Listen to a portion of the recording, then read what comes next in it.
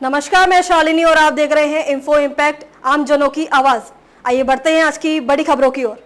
जब भी बटे हैं निर्ममता से कटे हैं। झारखंड में सीएम योगी बोले, पहले औरंगजेब ने लूटा, अब झारखंड को आलमगीर आलम लूट रहे हैं। गेटवे ऑफ झारखंड के नाम से मशहूर कोडरमा से यूपी के सीएम योगी आदित्यनाथ ने मंगलवार को झारखंड में अपनी चुनावी प्रचार का आगाज किया। इस दौरान उन्होंने राज्य के हेमंत सरकार पर जमकर हमला बोला। उन्होंने कहा कि जिस तरह औरंगजेब ने देश को लूटा था, मंदिरों को नष्ट किया था, उसी तरह झारखंड सरकार एक मंत्री था आलमगीर आलम, उनके घर से नोटों की गड्डियां मिली थीं। ये पैसा झारखंड के गरीबों का था, जिसे लूट कर जमा किया गया था। कोडरमा और बड़कागांव में सीएम योगी ने एक बार फिर बटेंगे तो कटेंगे का नारा दोहराया। उन्होंने जनता से कहा कि अपनी ताकत का एहसास करवाइए। जातियों में नहीं बंटना है, जाति के नाम पर कुछ लोग आपको बांटेंगे। कांग्रेस और विपक्ष यही काम करती है। ये लोग बांग्लादेशी घुसपैठियों रोहिंग्या को बुला रहे हैं। एक दिन ये लोग आपको घर के अंदर घंटी और शंख भी नहीं बजाने देंगे। इसलिए एक रहिए और नेक रहिए। मैं तो कहता हूँ कि देश का इतिहास गवाह है, जब भी बटे हैं निर्ममता से कटे हैं। सीएम योगी के राज्य में 3 जनसभा हैं, जिसमें से 2 सभा उत्तरी छोटा नागपुर प्रमंडल के कोडरमा व बड़कागांव में उन्होंने की है। एक सभा दोपहर 2 बजे के बाद कोल्हान एरिया के जमशेदपुर में है। बता दें, झारखंड में 2 चरणों में 81 सीटों पर मतदान होगा। पहले चरण में 13 नवंबर को 43 सीटों पर और दूसरे चरण में 20 नवंबर को 38 सीटों पर मतदान होगा। भाषण में कश्मीर और चीन पाकिस्तान का जिक्र। सीएम योगी बोले, आज भारत के नाम से ही पाकिस्तान थरथर कांपता है। आज भारत इतना शक्तिशाली है कि सभी आतंकवादी अपने बिल में घुसे हुए हैं। पीएम मोदी इतने शक्तिशाली है कि आज कोई भी देश भारत की तरफ आंख उठाकर भी नहीं देखता है। पहले चीन भारत को आंख दिखाता था, अब वह पीछे हट रहा है। इंडिया गठबंधन देश की सुरक्षा, देश के स्वाभिमान के साथ खिलवाड़ कर रहा है। इसलिए लोग बीजेपी को वोट कर यहाँ उनकी सरकार बनाए। पीएम मोदी ने धारा 370 खत्म करके कश्मीर का समाधान कर दिया। बड़कागांव में 2005 के बाद नहीं जीती भाजपा। सामान्य श्रेणी का ये विधानसभा क्षेत्र कोल संपदा के लिए जाना जाता है। बड़कागांव की खास बात है कि यहाँ की जनता ने बाप, माँ और बेटी को विधायक बनाकर भेजा। यहाँ भाजपा 2005 के बाद से नहीं जीत सकी है। 2005 में भाजपा के लोकनाथ महतो जीते थे।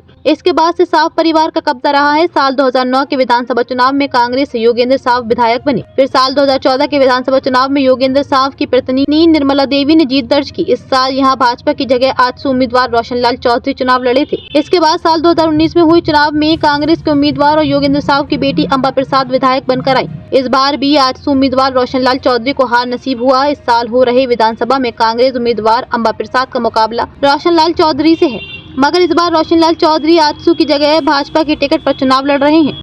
खबरों में अब तक के लिए बस इतना ही। फिर होगी आपसे मुलाकात, तब तक के लिए नमस्कार और देखते रहिए इन्फो इम्पैक्ट, आम जनों की आवाज। ऐसे ही लेटेस्ट अपडेट पाने के लिए हमारे चैनल को सब्सक्राइब करें और तुरंत नोटिफिकेशन पाने के लिए बेल आइकन प्रेस करना ना भूलें।